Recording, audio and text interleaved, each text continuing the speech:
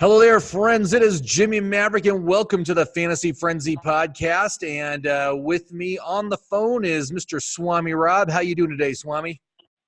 I don't want to talk about it, man. my lineup was horrible. So yeah, we'll just talk about the people who actually did good. How's that sound? Well, I gotta say, mine didn't do good either. But really, what it came down to, it looks like, was about 5 players this weekend. And if you had them on your team, you'd probably did pretty good. Yeah, I got in. I scored an amazing 29 points with my 4 active players, and all of them got eliminated too. So that was great. Yeah, I didn't even check my point total. I just assumed it was horrible. I mean, I had Alvin Kamara, I had the Saints defense, and okay, so all my players are still alive, but those 2 guys didn't do well, obviously. Yeah, I mean, that's not too bad if you only lost 2 guys. I had Edelman and Michael Thomas, and they got me like a total of 19 points between them. Then I also had Will Lutz as my kicker, and I had the Patriots defense. So that kind of hurt. Yeah. The first week is like the least important week because everyone's on single points. And so all these guys that I didn't play last week because they were on bye, they're going to get double points this weekend. And so that's what I'm going to make up some ground this weekend. I got Kittle, I got Lamar Jackson, and then I got Mark Ingram and Mostert getting me double points this weekend. So I got Lamar Jackson at quarterback. I still got Aaron Jones at running back, Tyreek Hill at receiver, Devontae Adams at receiver, Travis Kelce at tight end, and Tucker at kicker. But with the way I picked games last weekend, I'm not holding that much hope. Well, I mean, here's the thing, man. All those guys are at double points this weekend, so I think you'll be fine. You do have to replace those 2 players that were eliminated, though, so you need to go into your lineup. Everybody be sure to do that before Saturday. Go in there and update any of the players that were eliminated so you got a full roster going in this weekend. Because even those guys can still get you triple points if they make it to the Super Bowl. So, it's important. Yeah. All right. Well, then I'll have to do that at some point here for sure. I was under the impression once your guys were out, they were out. Well, they are out, but you can replace them. It's just that the guys you're replacing with this week will get single points. Next week would get double points. If they make it to the Super Bowl, triple points. So still get the bonuses, but it's just you got to start from scratch again. So my bad, I misunderstood. So okay. I get it. All right. So so I mean, with this weekend, man, here's what it came down to. If you started Derrick Henry, Dalvin Cook, DK Metcalf, Deshaun Watson, or Russell Wilson, you did great. Yeah, well, it takes a pant load there, Metcalf, because when I needed you the last 2 weeks of the season, you were nowhere to be found. Now all of a sudden you decided to show up. That's right. Isn't that always the way, right? Yep. But really, I mean, no one else did anything. I mean, I think the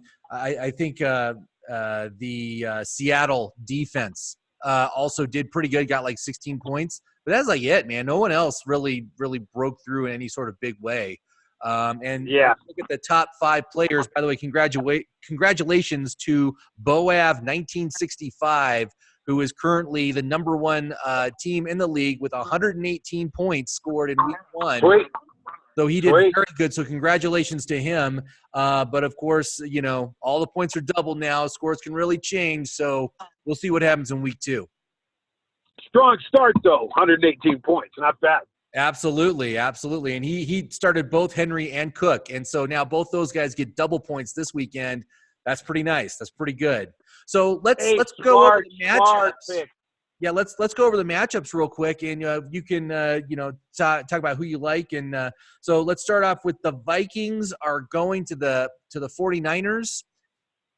Does Kirk Cousins do it again? The man who's gone 3-30 against teams with 10 wins or more, somehow won that game last weekend against the Saints on an away game.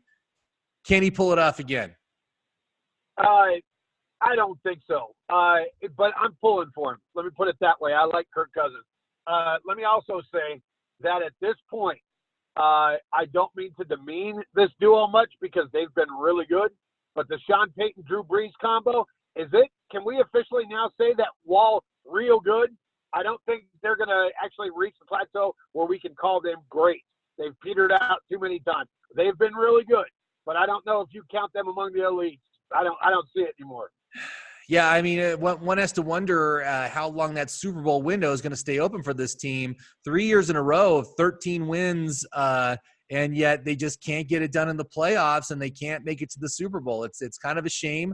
Obviously, they've had some bad calls that haven't gone their way at critical junctures in the playoffs, but still, yeah, I mean, how many more years does Drew Brees have after this year? I mean, that's going to be a big negative that I'm going to have to look at next year when I'm considering Saints players is the eventual decline of Drew Brees, and will it start next year like what happened this year with Tom Brady? I don't think Jim. I think Drew Brees was the third best quarterback on the field last week. I think Cousins and Taysom Hill played better. It's amazing to me after all these years. You're seeing the likes of Phillip Rivers, Ben Roethlisberger, Eli Manning, Tom Brady, Drew Brees, all petering out now. And it's not like Aaron Rodgers is going to be too far behind him. Right.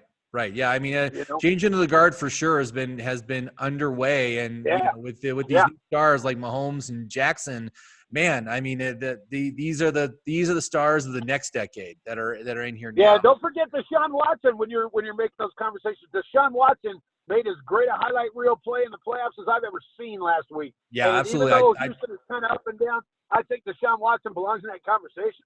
Totally agree. So, again, this weekend I am playing Kittle. I am playing Mostert. Are you playing anyone from these teams? No, I don't believe I have anybody from either team here. And I'd love to tell you who's going to win, but after the way I picked last week, does it matter? I think San Francisco win the game, though. Well, just think last week, man, we were a hair away from 4 upsets on playoff weekend. Every single game being an upset by the underdog road team. That's amazing. You don't see that often, but it sure happened last week. Now let's go to the next game. We got the Titans with the freight train of Derrick Henry going to the Ravens. One thing that does concern me is that Mark Ingram has not been practicing the past 2 days. And of course, he's sitting in my lineup right now, but if he's not playing, I think I'm going to have to put someone else in there and lose my 2-time bonus. I don't know. What do you think? Yeah, it sounds like that's your play. I don't have Mark Ingram, but I do have Lamar Jackson and Justin Tucker. So if Ingram's not going to play, that bodes well for me with those 2 players I have. Yeah, I think think you'll be fine there. Yeah, for sure. So, but I don't think. I think. Look, don't be fooled by Ryan Tannehill's numbers. While he's played well, Derrick Henry carried that team last week, as it should have been. But I don't know if Derrick Henry is going to be able to duplicate that kind of week against Baltimore's defense. Although New England's probably got a better defense, it's not like it can't happen. But if he can do that against Baltimore's defense after doing it to New England's defense, look out. That's a legitimate threat. Yeah. Tannehill only threw the ball like 10 times in that game, and he handed the ball out 37 times to Derrick Henry. Derrick Henry has had 60 carries in the past 2 weeks. That's a lot, man. That is a serious load, and to have to do it again, I mean, he's amazing. Like I said, I think Derrick Henry is going to be a top 6 pick next season, and he would certainly be on my radar for next year's draft. But one has to wonder how much he can take in the postseason here. Are you thinking of starting any Titans this week? I mean, you've got a couple of vacancies there. Any? No, I got no Titans at all. Although, look, I've got no dog in this fight. My team's not in the playoffs. Why not Tennessee? I'd be happy to pull for them. The Titans are they have that anonymity thing going on. They really don't know a lot of their guys. They've always kind of been that way. But if they decide they want to get on a run, hey, more power to them. Why not Tennessee? I like Mike Vrabel. I like Ryan Tannehill's story. I love Derrick Henry. A.J. Brown's great. They've got some talent on that team. If they want to make a move, I'm all for it. Yeah, but did you realize that A.J. Brown got a goose egg last week? Yeah, but I still think he's been really good this year. Right. So now let's move on then. We've got the Texans traveling to the Chiefs. I do have, I actually decided because I got the vacancy on my wide receiver core, I did pick up Hill to be one of my receivers this weekend. And I know you mentioned that you're going with Kelce. You got anyone else from these teams playing on? I do. I have both. I got Tyreek Hill and Travis Kelce, and I expect big days from both. Yeah, that should be a good game. It's going to be a fun game to watch. I'm excited to see that. And, again, two of the most exciting young quarterbacks in the NFL. So it should be, I'm hoping, a high-scoring game. Could be. But Kansas City's defense really kind of stiffened up in December. They were awful until then. But suddenly they started showing a little bit of fortitude, and they played real. I think they were holding opponents to 11.3 points per game in December. So the defense finally kind of found its feet, and I don't think Houston's got a prayer in this game. I think Kansas City's going to blow them out. Yeah, I mean, it certainly looked like Houston was just going to lose that game last week, and then they came alive in the fourth quarter. They certainly can't afford to do that against Mahomes and Kansas City Chiefs. You won't be able to do that again this week. But so the final matchup, and this is the matchup of the only veteran quarterbacks in the league. You got the Seahawks traveling to the Packers. So you got Russell Wilson versus Aaron Rodgers. This should be a really good game too. I'm actually kind of excited to see what's going to happen here. But who do you like in this game? I'm going to take Green Bay. Although I got to tell you, I think Green Bay is a little overrated. And even though they've played themselves into a 1 seed, I'm not so sure they were the best team in the NFC. And I don't think Lambeau has the mystique it used to under Brett Favre and even early Aaron Rodgers. It's not like they can't be beat there in January because it's happened plenty. Right. And, I really thought maybe Philadelphia was going to keep that string going, but when Carson Wentz went out, all hope went out the window. Right. It wouldn't surprise me one bit for Seattle to go in there and take that game. I'm going to take Green Bay, but I think that might be sneakily maybe the best game of the weekend. Yeah, I'm excited to see that game too. I mean, I think it's going to be a good matchup, but I do think the Packers do have the advantage. And I saw one of my posts on Instagram or something. It was 2 degrees at Lambeau Field today. 2. So yeah, it's going to be cold. Right. Yep. That's why you never want to let the likes of. Well, I guess it didn't work out too well for New England, but prior to this year, the last thing you want is Green Bay or New England getting home field in the playoffs, man. It never works out well. Of course, like I said before, this year for New England. But it just seems like when you hear about Lambeau or you hear about playing Foxborough in January, that doesn't bode well for visiting opponents, man. No, not at all. No.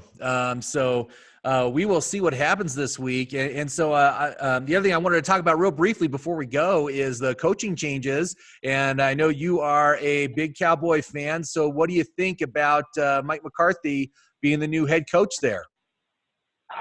Man, I don't, to be honest with you. I don't have a feeling one way or another about it. I think getting a college coach could have been risky and could have set the program back 2 or 3 years as if it could go back any further. At least McCarthy is just somewhat of a proven commodity. Got a Super Bowl ring. That Super Bowl was a while back. I also think Mike McCarthy is the guy who Aaron Rodgers' prime was wasted on. That team could have been better. And I'm not putting it all on McCarthy because I think Green Bay's GM had a large hand to play in that. But I just don't think McCarthy did a whole lot with Green Bay the last 4 or 5 years to make me think he's as great as a lot of Cowboy fans think he are. Plus, he's got Mike Nolan coming in as defensive coordinator. And if I'm not mistaken, that's the guy who was the defensive coordinator for the Atlanta Falcons, whose defense squandered a 28-3 lead in the Super Bowl 2 years ago. So I can't say I'm exactly excited, I mean, it's all right. It's an okay hire. I don't know that it's a whole hell of a lot better than Garrett. And you got to keep in mind, they're going to pay Dak. You can count on that. Sure. So are they going to be able to get Amari Cooper's deal done? Unknown. I think Michael Gallup could blossom into a number 1 receiver, if not next year, in the next 2. So if Cooper goes away, that'll be a shame, but it won't kill me. But you might as well say goodbye to Byron Jones. You might as well say goodbye to Sean Lee. Kyle Vander Esch's neck injury is a lot more serious than they're reporting, and he might have been a one-year wonder, and his career might be done. There's going to be a lot of holes on that team, not to mention that fabled offensive line is another year older and is already injury-riddled. I think there's a lot more hole. I don't think that team is just plug and play here. Okay, there's a lot of things that got to be solved besides head coach. And I agree with what you're saying. I do like the fact that they are talking about retaining the offensive coordinator, who I think really took the offense to another level this year. So I like that. And, Mike McCarthy, when you say that his years were wasted with Aaron Rodgers, they won the NFC North like 7 times while he was coaching there. And so. Okay, but is that saying a whole lot? I mean, Chicago sucked pretty well that whole time. Detroit's in that division, and Minnesota, depending on the year, can either be really good or really bad. So that division really doesn't impress me that much. You got a point there, but I'm thinking this is a positive move, and it's just that I feel that the Cowboys under Garrett were just so underwhelming. So like no one could do less with more talent than Garrett, and so I think any step away from him is a positive step. And some fresh blood into the coaching staff there. I think the players will respond, and I think they will. I think they will be better. They will be better, and they will learn to finish games and win. More than 8. Well, no, you're absolutely right about that. Now, I gave you all the cons earlier. My pro would be exactly what you said.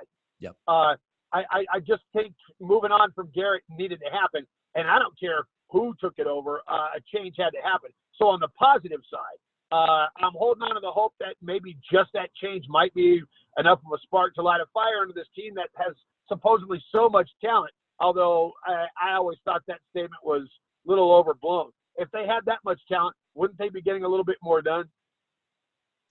You'd think, Yeah.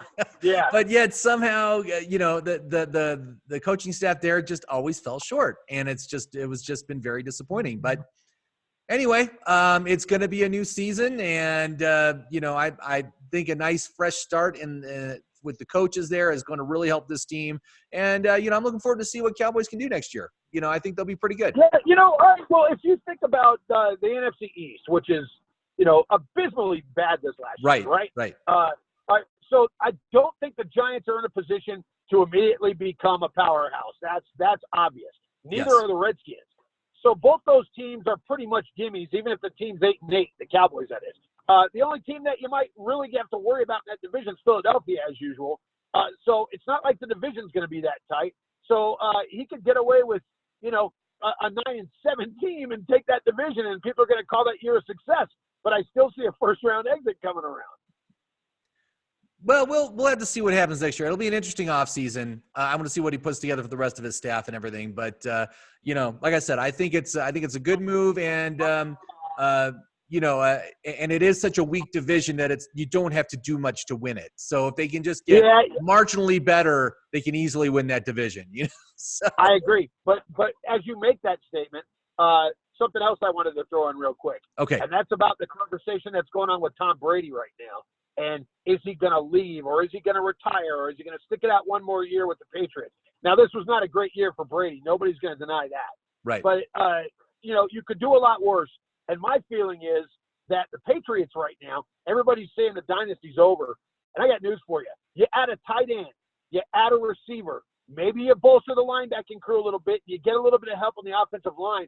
I don't think that team is that far off. And anybody who's counting the Patriots out right now is foolish, because I think it's minimal fixes, and you put the right pieces around Brady, i.e. a tight end and receiver, and maybe some help on the offensive line, which wouldn't be that hard. And I think he's got one more year in him, and I don't see him playing anywhere but in New England. Yeah, I think that's true. The only thing that I have heard about Brady is that Brady wants to get paid. He is underpaid relative to other quarterback veterans in this league, and so I think he's looking for a big payout. And if he gets it, how's Belichick going to have the money to spend on those other pieces that are desperately needed on this team? Yeah, well, that's kind of funny to me how the guy's been legendary for taking pay cuts to make sure the team's good. And obviously that paid off with 6 Super Bowl rings. Yes. But are you telling me on the dawn of your 43rd birthday, now you want to ask for a raise? Nice try, man. Come on. There's a lot of teams out there that would love to have Brady come to them this year. Absolutely. Absolutely. So he can command the price, and he still can get it done. You know, he's not as good as he was, but he can still get it done. And so, you know, there are a lot of teams out there that are hungry for a quarterback, and you know that would obviously be a huge draw. I mean, are you kidding me? If Brady moved to another team, that'd be like top of the news for months. You know, as far as what's no going doubt on with about that. it. No doubt. And plus, let's keep in mind, Jim. All right, now I hope I'm not giving away any secrets here, but you and I are both over the age of 43. Okay. Oh yeah. And I can tell you this. It's also goes without saying that Brady could sign a new deal with the Patriots or go somewhere else. Everybody says he's better than serviceable, but you know, the downhill slide could be steep at his age, and all it would take is some kind of jerk or some kind of pull or one good hit in week 2, and man, not only will he go downhill, that could be it. Yeah, I mean, it's like what happened to Peyton Manning. Remember? I mean, he was playing out of his mind, and then he got that injury towards the end of that season, and then he was just never the same. You know? No doubt. But you know, at least give the Broncos credit. That defense was unbelievable back in 2015, and so they really didn't need they didn't need a quarterback the caliber of Lamar Jackson or Patrick Mahomes or Deshaun Watson or Aaron Rodgers or any of those guys to get that team a title. I mean, Peyton Manning was perfect for that team at that point in time. They just needed somebody with the guy's wisdom and experience that could kind of get it done. And with the defense the Broncos had that year, nobody was beating them because that defense was phenomenal. Right. And that was the thing. He was an excellent game manager. He didn't have to throw the ball deep. He just, you know, made his short passes, which is what he could still do. And, you know, the defense won that title that year. So that's kind of the path that you would have to take if you take Brady on, is you're going to have to win with your defense.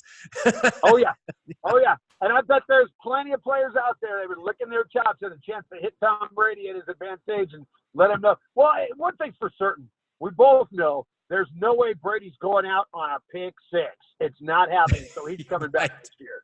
That's not the end. That's not the last play that Tom Brady had. No, I agree. No, I totally agree. No chance. Yeah. So, well, great. Well, thank you, Swami, for joining me today. And we hope everybody out there enjoyed our podcast. And like I said, if you are playing in the NFL Playoff Challenge League that we've got going on right now, be sure to start any players that had been eliminated. You need to start new players in those slots. And we will see what happens this next week. It will be interesting with all the people getting double points. We'll see what happens to the rankings. And hopefully I move up from my very sad – I'm at 189th place out of 273 right now. So that's not very good. So I don't even know if I want to ask I don't even know if I want to ask what place I'm in. Did you check? So anyway, thanks for joining us, everybody. And please like and subscribe if you're watching this on YouTube. And good luck in the divisional round of the playoffs this weekend.